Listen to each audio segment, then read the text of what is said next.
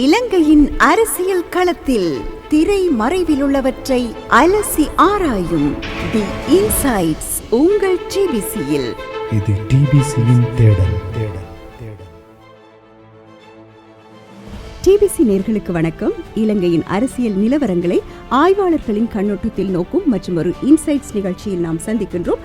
இன்றைய தினமும் பல்வேறு புதிய விடயங்களை நாம் ஆராயப் போகின்றோம். தமிழ் தேசிய பொது கட்டமைப்பிற்குள் ஏற்பட்டுள்ள குழப்பம், 13 எதிர்பார்க்கும் தமிழ் பொது வேட்பாளர்களால் ராஜதந்திரிகளுக்கு ஏற்பட்டுள்ள சினம், தமிழரசு கட்சியினுள் நீடிக்கும் சுமூகமற்ற நிலைமை, தனித்து விடப்பட்டுள்ள நாமல், தேசிய பட்டியல் ஆசனத்திற்கு முட்டிக்கொள்ளும் ரவுஃபும் மனோவும் மற்றும் புதிய கருத்து கணிப்பிலும் சஜித்தின் ஆதிக்கம் உள்ளிட்ட விடயங்களை நாம் பார்க்க போகின்றோம்.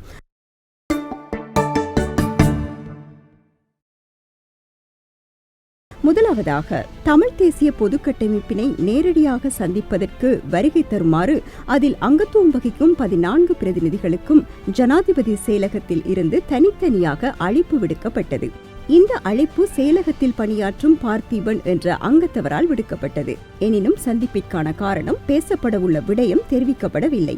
இந்த அழைப்பு விடுக்கப்பட்டவுடன் சி.வி. விக்னேஸ்வரன் தனது உடல்நல குறைபாட்டை தெளிவுபடுத்தி தன்னால் பங்கேற்க முடியாது என்று நேரடியாகவே கூறியிருந்தார். அதே நேரம் டெலோ, பிளாட், தமிழ் தேசிய கட்சி, ஜனநாயக போராளிகள் ஆகியோர் குறித்த சந்திப்பில் பங்கேற்பதாக அறிவித்திருந்தார்கள். இதற்கிடையில் யாழில் கூடிய ஸ்ரீகாந்தா, சுரேஷ் பிரேமச்சந்திரன், ஐங்கரநேசன் மற்றும் சிவில் அமைப்பு பிரமுகர்களான பேராசிரியர் கணேசலிங்கம், யோதிலிங்கம், நிலாந்தன் உள்ளிட்டவர்கள் குறித்த பேச்சுவார்த்தைக்கு செல்வதில்லை என்று ஏகமனதாக தீர்மானம் எடுத்ததாக அறிவித்தனர். இந்த சந்திப்பில் பிளாட், டெலோ, கிழக்கு மாகாண சிவில் பிரதிநிதிகள் பங்கேற்றிருக்கவில்லை என்பது மிக முக்கியமான விடயமாக இருக்கின்றது.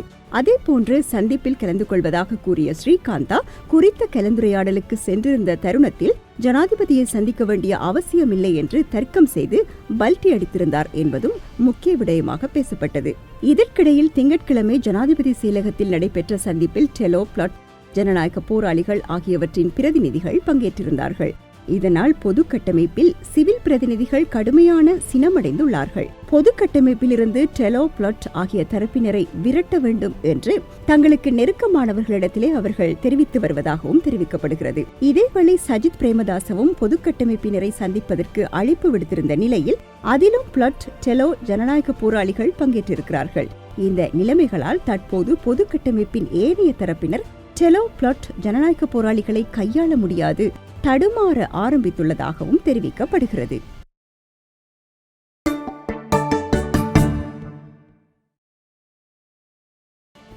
அடுத்ததாக நாம் பார்க்க போவது, ஜனாதிபதி தேர்தலில் தமிழ் பொது வேட்பாளராக அறிவிக்கப்பட்டுள்ள பாக்கிய செல்வம் அரியநேத்திரன் அண்மையில் தொலைக்காட்சி ஒன்றுக்கு வழங்கிய நேர்காணலின் போது 13வது திருத்த சட்டத்தினை முழுமையாக நிராகரிப்பதாக அறிவித்துள்ளார்.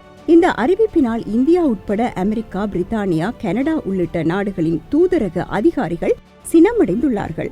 ஆரம்பத்திலேயே தமிழ் பொது வேட்பாளர் தொடர்பில் எதிர்மறையான நிலைப்பாட்டை கொண்டுள்ள ராஜதந்திரிகள் தற்போது 13வது திருத்தம் சம்பந்தமான பொது வேட்பாளரின் அறிவிப்பால் மேலும் சினமடைந்துள்ளார்கள். அது மட்டுமின்றி ஐக்கிய நாடுகள் சபையில் கூட இந்தியா 13வது திருத்தத்தினை பகிரங்கமாக வலியுறுத்தியும் அதனை இன்னமும் முழுமையாக நடைமுறைக்கு சாத்தியமாக்க முடியாத நிலைமை நீடிக்கின்ற தருணத்தில் பொது வேட்பாளரின் இந்த அறிவிப்பால் ஆக குறைந்த அடைவு மட்டத்தினை கூட தமிழ் மக்களால் அடைய முடியாத சூழல் ஏற்பட்டுள்ளதாகவும் அவர்கள் கவலை வெளியிட்டுள்ளனர்.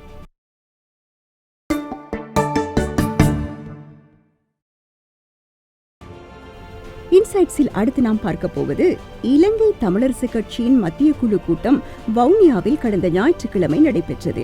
இந்த கூட்டத்தில் அரியநேத்திரனிடம் பொது வேட்பாளராக களம் இறங்கியமை தொடர்பில் விளக்கம் கோருவதற்கு முடிவெடுக்கப்பட்டது. அதனை விடவும் கட்சியின் தலைவர் மாவையும் பாராளுமன்ற உறுப்பினர் ஸ்ரீதரனும் பொது வேட்பாளருக்கு ஆதரவாக கருத்துக்களை வெளியிட்டுள்ளனர். அதே நேரம் சார்ல்ஸ் நிர்மலநாதன் பொது வேட்பாளர் சம்பந்தமாக மாவட்ட மட்டத்தில் கருத்து கணிப்புகளை மேற்கொண்டு இறுதி தீர்மானத்தினை எடுப்போம் என்று யோசனையை முன்வைத்துள்ளார். எவ்வாறாயினும் சுமந்திரன், சாணக்கியன் உள்ளிட்டவர்கள் பொது வேட்பாளர் விடயத்தினை எதிர்ப்பதில் உறுதியான கருத்துக்களை வெளியிட்டுள்ளார்கள். அதே நேரம் மட்டக்களப்பு மாவட்டத்தின் ஏனைய அங்கத்தவர்களான ஸ்ரீநேசன், யோகேஸ்வரன் ஆகியோர் பொது வேட்பாளருக்கு ஆதரவாக கருத்துக்களை வெளியிட்டுள்ளார்கள். எனினும் அவர்கள் அரியநேத்திரனுக்கு ஆதரவாக செயற்பட போவதாக அறிவிக்கவில்லை என்பது மிக முக்கிய விடயமாக பார்க்கப்படுகிறது. இதே நேரம் நீதிமன்றத்தில் நிலுவையில் உள்ள வழக்கினை முடிவுக்கு கொண்டு வருவதற்கு மீண்டும் இணக்கப்பாடு எட்டப்பட்டுள்ளது. வழக்கு விசாரணைக்கு முன்னதான கலந்துரையாடல் மாநாட்டில் விடயத்தினை முடிவுக்கு கொண்டு வருவதென தீர்மானிக்கப்பட்டுள்ளது.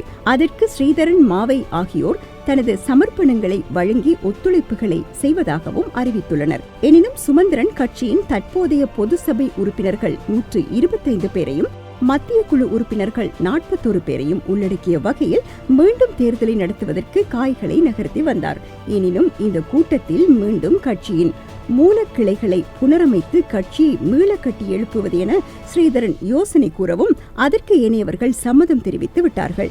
இதனால் மீண்டும் கட்சியின் தேசிய மாநாடு காலம் தாழ்த்தப்படும் என்பதோடு ஸ்ரீதரன் தான் தலைமையை பிடிப்பதற்கான வகையில் அங்கத்தவர்களை உள்வாங்குவதற்கு காய்களை நகர்த்த உள்ளார் என்பதும் கவனிக்கத்தக்க விடயமாகின்றது. இதே நேரம் தேர்தல் விஞ்ஞாபனத்தில் சமஷ்டி தீர்வினை வலியுறுத்தும் வேட்பாளருக்கு ஆதரவு அளிப்பதென யோசனை முன்வைக்கப்பட்டுள்ளதாக சுமந்திரன் கூறியுள்ளார். எனினும் சுமந்திரன் 13வது திருத்த சட்டத்தினை எழுத்து மூலமாக தேர்தல் விஞ்ஞாபனத்தில் உள்ளடக்கும் வேட்பாளருக்கே ஆதரவளிக்க உள்ளதாக தீர்மானித்துள்ளதாக தனக்கு நெருங்கியவர்களிடத்தில் தெரிவித்து வருகின்றார். கட்சி கூட்டத்தில் சமஷ்டி விடயத்தை முன்வைத்த ஸ்ரீதரனின் நடைமுறையற்ற கருத்துக்களை அம்பலப்படுத்தவே அந்த விடயத்தினை ஊடகங்களில் தெரிவித்ததாகவும் அவர் குறிப்பிட்டுள்ளார்.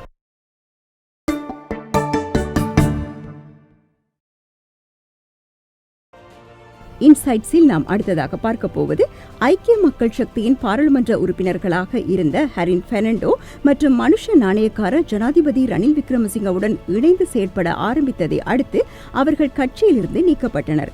இதற்கு எதிராக நீதிமன்றத்தில் வழக்கு தொடுக்கப்பட்ட நிலையில் உச்சநீதிமன்றம் குறித்த இருவரும் கட்சியின் உறுப்புரிமையில் இருந்து நீக்கப்பட்டமை சரி என தீர்ப்பளித்துள்ளது. இதனையடுத்து அவர்களது பாராளுமன்ற உறுப்புரிமை வெற்றிடமாகி உள்ளது.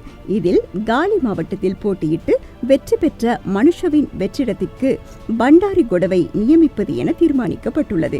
ஆனால் தேசிய பட்டியல் மூலமாக நியமிக்கப்பட்ட ஹரினின் இடத்திற்கு யாரை நியமிப்பது என்று இதுவரையில் தீர்மானம் எடுக்கப்படவில்லை. ஐக்கிய மக்கள் சக்தியின் பங்காளிகளான ஸ்ரீலங்கா முஸ்லிம் காங்கிரசும் தமிழ் முற்போக்கு கூட்டணியும் ஏற்கனவே தமிழ் தேசிய பட்டியலூடாக ஆசனம் ஒன்று வழங்குவதாக உத்தரவாதம் அளிக்கப்பட்ட நிலையில் அது நிறைவேற்றப்பட்டிருக்கவில்லை. ஆகவே தற்போது ஏற்பட்டுள்ள வெற்றிடத்திற்கு தமது தரப்பினரை உள்வாங்க வேண்டும் என்று போட்டி போட்டுக்கொண்டு சஜித்தை வலியுறுத்தி வருகின்றனர். எவ்வாறாயினும் சஜித் பிரேமதாச இந்த விடயத்தில் தீர்மானம் எடுக்க முடியாது, சற்று பொறுமை காக்குமாறு மனோ மற்றும் ரவுஃப் ஆகியோரிடம் கோரிக்கை விடுத்துள்ளாராம்.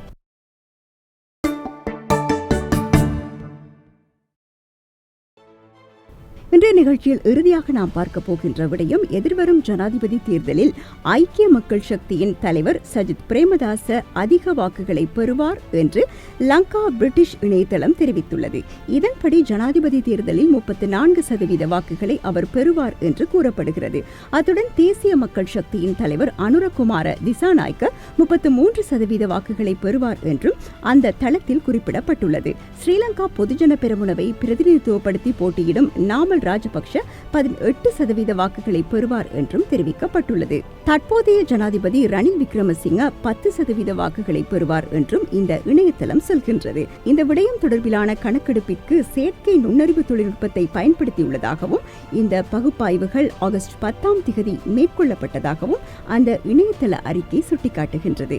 இலங்கை அரசியல் களத்தில் இடம்பெறும் விடயங்களை ஆய்வாளர்களின் கண்ணோட்டத்தில் நோக்கும் தி இன்சைட்ஸ் நிகழ்ச்சியின் மற்றொரு பாகத்தோடு நாம் இணைந்திருந்தோம். இலங்கையின் அரசியல் களத்தில் திரை மறைவில் உள்ளவற்றை அலசி ஆராயும் தி இன்சைட்ஸ் உங்கள் டிபிசியில். இது டிபிசியின் தேடல்.